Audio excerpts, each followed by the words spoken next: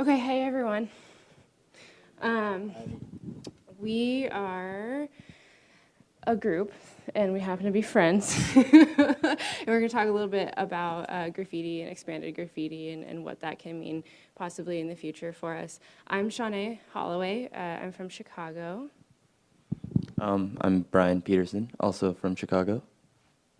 Kevin Carey, same as well. A little bit about the development of this project. We were just walking around, and some new layer technologies had come out. Layer is a environment for augmented reality, and Jessica Westbrook and Adam Trowbridge had recently put up a 3D model of a soldier. Was it a soldier? Riot gear police officer. It was a riot gear police officer around the Occupy Chicago times, and we thought that was a really awesome gesture in the wake of the slogan, "The whole world is watching," from the 60s being kind of transplanted to the modern times with the Occupy movement, and then this riot gear police officer kind of like watching over that in a different kind of reality. We just thought that was a really awesome expanded version of graffiti. It wasn't like no one allowed it to be there. They kind of just put it there. So we kind of just like got our brains turning about what graffiti and augmented reality space could possibly mean. We kind of just started at the dictionary definition of graffiti. Literally, we were like, what is it? I don't even know what it is. Writings or drawings scribbled, scratched, or sprayed illicitly on a wall or other surfaces in public place. And being tech nerds, cyber heads, etc., we were like, wait, hold on a second. Like spaces, we're gonna think about that for a second. Virtual space has become this new frontier for all sorts of experimentation. We are acknowledging it now as a space and not just sort of this thing that we go to and there's like some text, right? That's, it's not a book anymore. It's a space where we can interact with other people. Its effects are directly being. We're feeling it there. Its effects. So we have like messy breakups on Facebook, etc. We see these things and it affects us. If we say happy birthday, it genuinely means something now on Facebook, etc. But we kind of wanted to redefine graffiti a little bit, and we made it a little bit more inclusive in saying graffiti includes all spoken text spoken text or images posted with the intention of public intervention. So from territorial demarcations, poems, visual arts, forum signatures, email footers, spam bots, and beyond. And we didn't want to like limit it in artistic terms because we feel like, there's that quote, like hobbyists make up like so much of the digital art population. They don't, people don't know they're making visual internet art, but they are. So we wanted to include those people as well. So to define expanded graffiti in more like concrete terms, we really started to look back at hip hop cultures and punk cultures to find a grounds for what we were thinking about expanded graffiti in virtual space. And so we figured the one thing that we found most prevalently in these intersections of punk, hip hop, virtual space graffiti, our internet cyber practices as visual artists, is the visual and verbal means of self-branding. And I think Kevin's gonna start out talking about a little bit about that. Yeah, so looking back at the start of hip hop, it kind of breaks off into these 4 segments. And these segments start off with emceeing, DJing, breakdancing, and then graffiti. And they all would come together under these live events hosted at block parties. So even though graffiti is what we focus on, in each of these personal style and personal branding seems to be the goal, and improving upon other styles continuously. So the first example we have of that here is Chicago artist and visualist Theo Darst.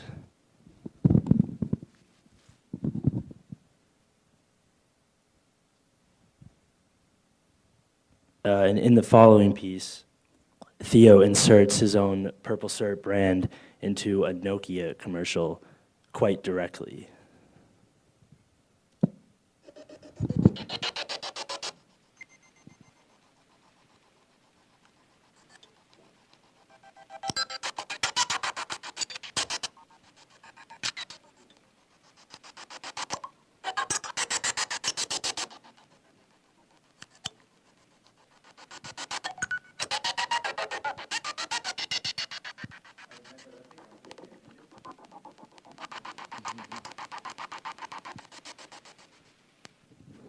So in this sense here, it's really just a very direct reference, and he just it's very physical with him just inserting his brand in there.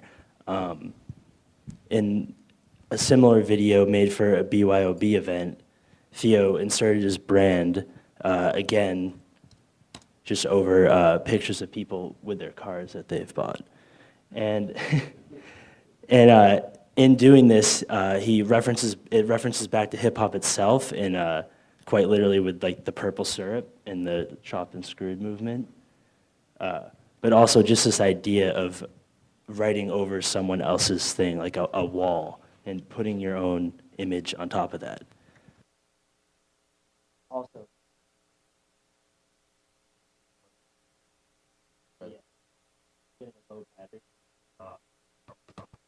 Is this one right? Yeah. So also with us looking at these ideas of digital graffiti, often what a lot of people in their head have of digital graffiti is this idea of projecting images onto a physical space. So while this is self-branding, this also is digital graffiti because Theo was projecting this in a BYOB space.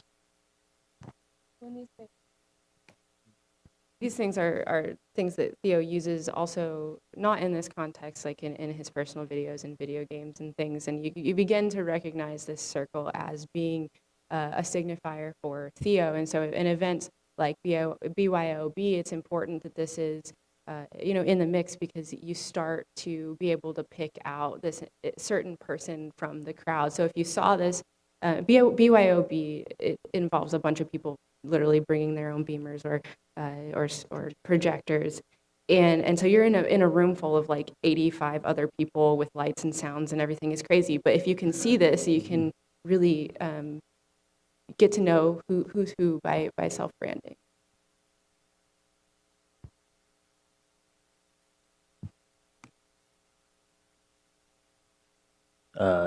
Next we're going to look at the rap crew Odd Future. So I'll leave that. Yeah. So Odd Future, the a rap collective based out of Los Angeles, California.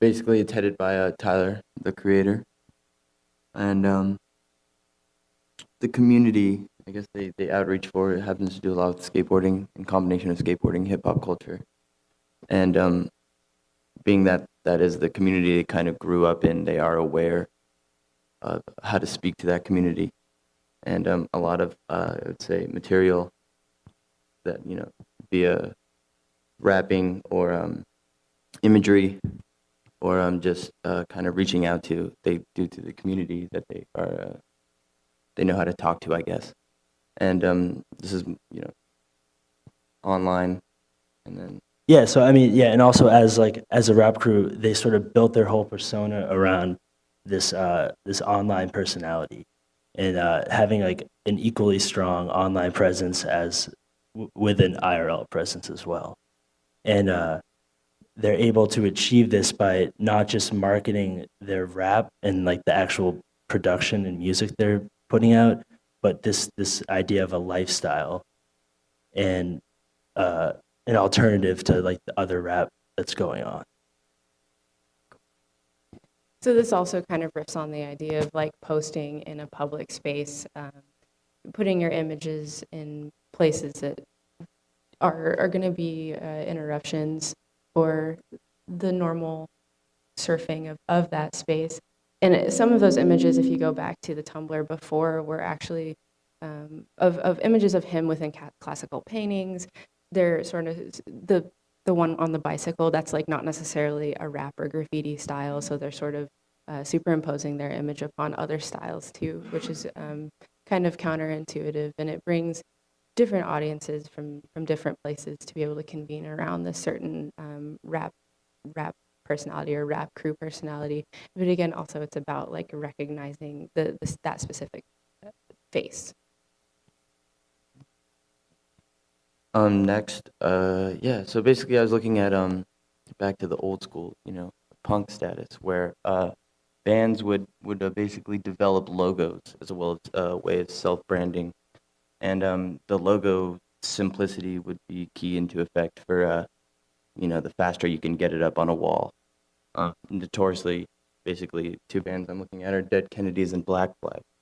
The Dead Kennedys, if you could see by the line of the motion, it was made so that go down. You could do it all in one swipe as a form like graffiti, like etching mostly in like school desks and stuff.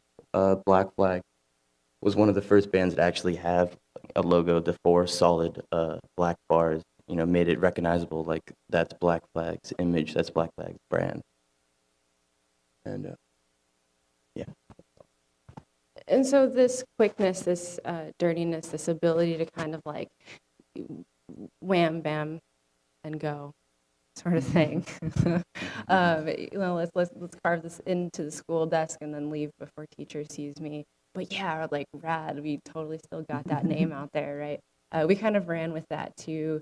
We kind of started exploring this idea of visibility and spam, and we kind of again took this as sort of like a literal transition to like dirty, and we started looking at the intersections of dirty new media, graffiti, and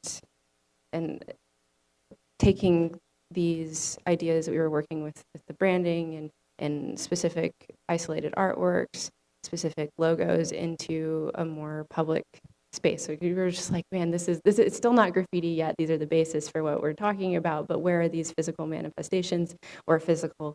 And so we started looking at Facebook personalities. We've been getting Facebook requests from all of these spam bots, or what appear to be spam bots. I mean, they're people, they have to go through all of these processes, right, on Facebook.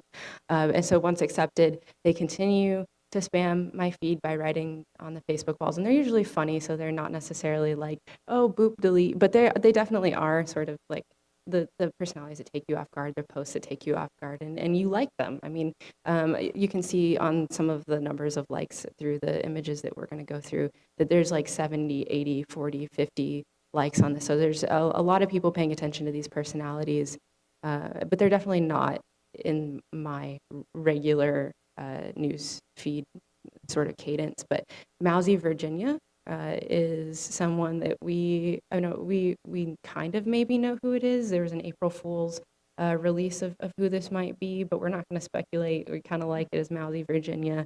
But this personality is so super visible. I think I'm mutual friends with like 83 people with this person, but they've really created this faceless person for themselves, and they use this avatar in particular that has been remixed by several different visual artists, but this is like spammed and spammed and spammed on their Facebook. So already we're beginning to associate like their image with their personality. They started to, you can't see that text, but it says who can send you friend requests. They started to send friend requests to people that they didn't know, so they were getting blocked on Facebook, and everyone knew who they were by that time because they were getting their requests. So it's like this like rolling snowball of celebrity that they're kind of building up here. They got temporarily blocked. It looks like you're going too fast for misusing this feature, so you've been blocked from it for about 2 days. Like the help center can really actually help you. But Mousy Virginia is like, F this, man. Facebook's so hard, motherfuckers want to find me. I will have 2,000 friends by this afternoon, or I will be banned trying Facebook. They want to find me. And then people will start kind of like spamming back at them. And this is something that we see in like, quote, traditional graffiti trajectories is different graffiti artists will be in contact with one another via the same means. And so this link, in particular, this text is a hyperlink to a Facebook page, which is actually spamming some sort of like fake ideology, which is great. And so that's Mousy Virginia. And Valentine is someone that I am not familiar with, and so Kevin's gonna. So now take Mousy Virginia and that personality and multiply it by 10, and you sort of reach what Valentine has been doing on Facebook. In the same interventionist style in like a public space with spamming, Valentine has created like several iterations of himself or different personalities on Facebook, and he has them all communicating with each other regularly. So in each of these profiles, he takes images of himself and reworks them along with his own visual art. And he has all these personalities in Facebook profiles interacting with each other regularly, writing on each other's walls, liking each other's statuses, talking to each other. And as well, in the same way as Mauzi, he's still intervening with other people, with the general public on Facebook. But to sort of help push forward this intervention, he's created other personalities for when no one does respond to his spamming.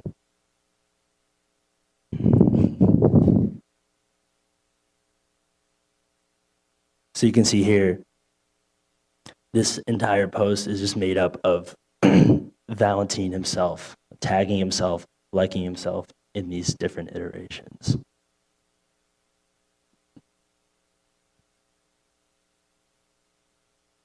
And it's important to note too that in all of this, there's a particular self-awareness in that sort of constantly being aware of how we represent ourselves on Facebook and what it means to constantly be posting these ideas.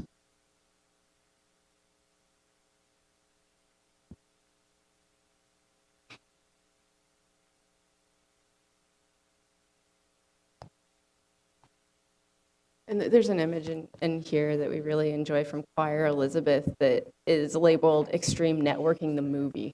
I really like that. Because in some sense, like, we're watching this happen. We're sort of watching the Facebook graffiti battle, territory war, which is actually, I didn't think about this, but it seems like in the Facebook expanded graffiti sense, the territorial war is actually kind of like inverted in on itself. If we're like liking, it's kind of, I don't know, just something to think about. But this kind of does speak to the territory war, and it kind of comes back to the original graffiti. I guess, I don't know if it's a trope, but it's a thing, it's a feature. Thank you. A feature of aggression, rebellion, or radicalism within graffiti. I mean, you hear like endless things about like, oh, damn kids like screwing up my brick walls, or like damn kids climbing on top of bridges and falling off. You know, we didn't show the video, but we had a clip at one point that the narrator was like, these kids will die for their tag. Actually, let's show that really quick, because I think it's a good illustration. It's a little 90s, but. I've been using these cans. Why do I tag? Because it's fun.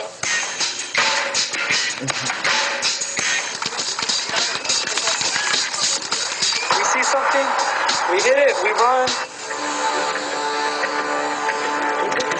If you don't run, you're nobody. Like, nobody knows who you are. We're tigers, that's it. Taggers, they're the ones that just write a name on the walls. Looney, though, right? Yeah. Where did you get that name? It was given to me by one of my friends. They seen the way I was acting, so all of a sudden they just started calling me Looney. For Looney and thousands of other teenage taggers, the urge to write on walls is so strong they are willing to risk going to jail or even losing their lives to do it. Yeah, okay, so here is illustrated, this idea of really kind of like putting your all into it, putting your personality out there, whether or not it's like you or a represented personality, but using that personality to create spaces of aggression or rebellion, or at least the propagation of radicalism. These produce vulgarities within the public space, and DIY image manipulation has been historically one to be able to do this with, like, paper and wheat paste, which I can't even conceptualize of using now, because it's it's so much easier to kind of just like spam again, or get your word out there through viral means. But we have some punk band posters fueled by this appropriation.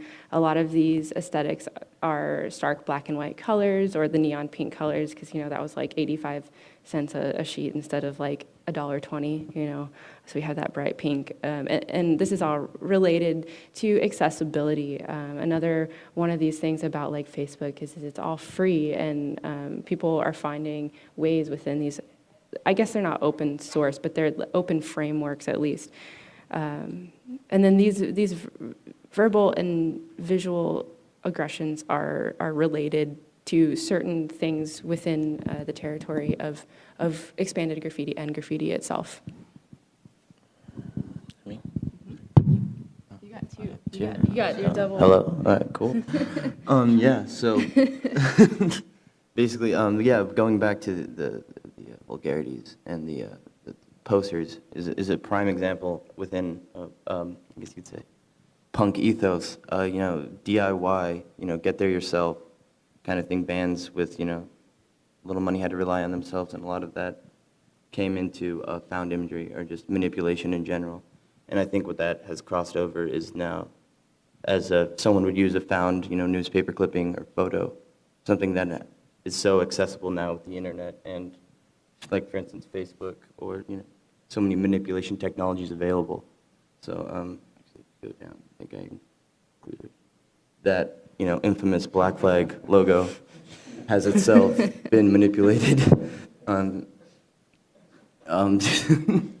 that's like a prime example is like, it gives a good doorway for, could even enter the realm as a meme now. And again, with, DIY punk zines, you had to rely on yourself to get your band, your message across, and you're the only one that's going to help you get there.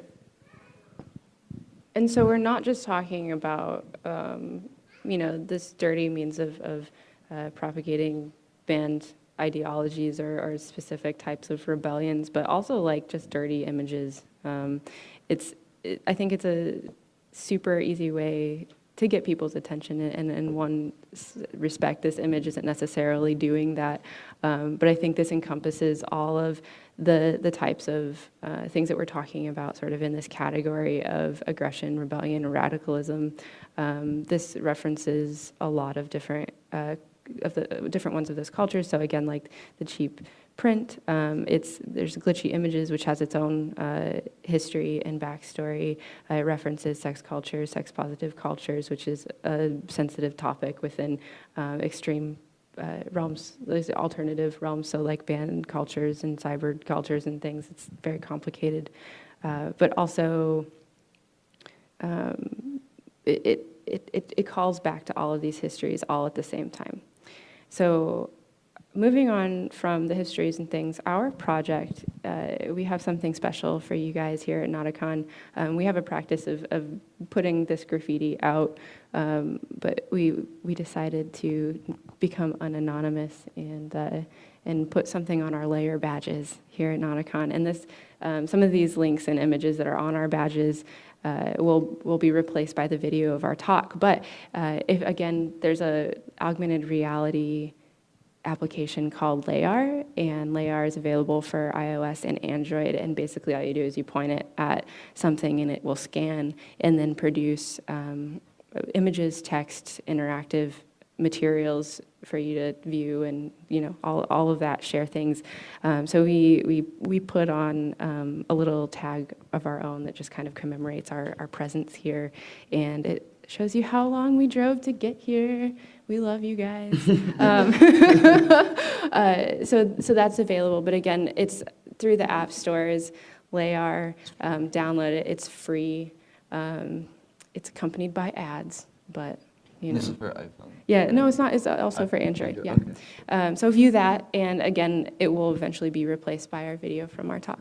And Kay, thanks. Bye. Peace out. Do you have any questions? I guess it's our last category. Yeah. Oh, here.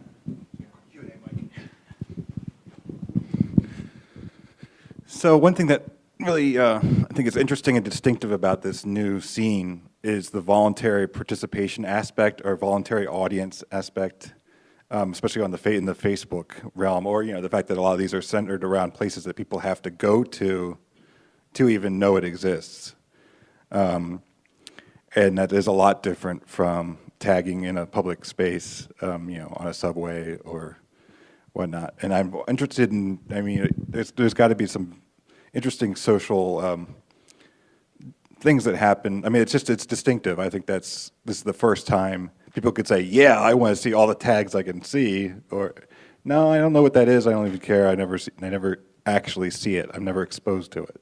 So I think that's worth discussing a little. Yeah, I think that's actually a really good point. And I mean, to some extent, I think this is a little bit of a model for the future, number one. I mean, I think eventually we have Google Glass technology coming out.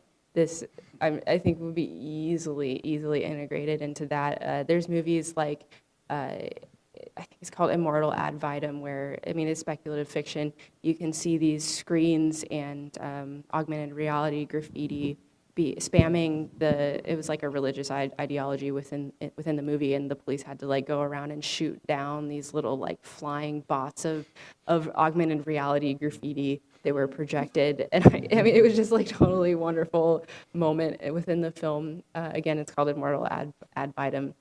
But also, like, we can't discount that we do have to go to certain areas to be able to see graffiti like this, be able to see tags within a city like this, because there are different, like, socioeconomic things happening there, and they get erased quickly. I know, you know, I think there's just different aspects of it, but we like to think of it as a model for the future with the emerging technologies. Question? Yeah, I can scream real loud. It's for the recordings. Thanks. Yeah. Thank you for your presentation. For me, it's interesting that you bring it back to graffiti and the history of tagging directly all the time in your whole presentation. Go back to graffiti, go back to graffiti. I wonder if it takes away a little bit of what is so specific about digital in where we're using tags now, right? And also in the digital, it has a very specific history. And I would say in this context, it would be very interesting to go back to, say, crack throws or whatever. You know, so like Crack demos. jokes? Yeah. So What are crack jokes? What? crack throws. So in the demo scene, the history of crack throws is where people would make like tag the games that they were opening up or they were pirating. They would tag them with their handles. And so this idea of handles and tagging and all that, I kind of missed that in this history, because you go, I mean, graffiti is cool, right? But it's not, maybe not the most, or you can get more information or more knowledge maybe to just take it a little bit, how to say, make it more small, your scope? Yeah, I mean, I think that's one thing that we were also talking about before. We don't have the scope of knowledge for those types of things. And I think that it's important to be able to realize that people from different trajectories are able to enter into cyber cultures from their unique position. Yeah, because graffiti is just like gangster culture and against the grain.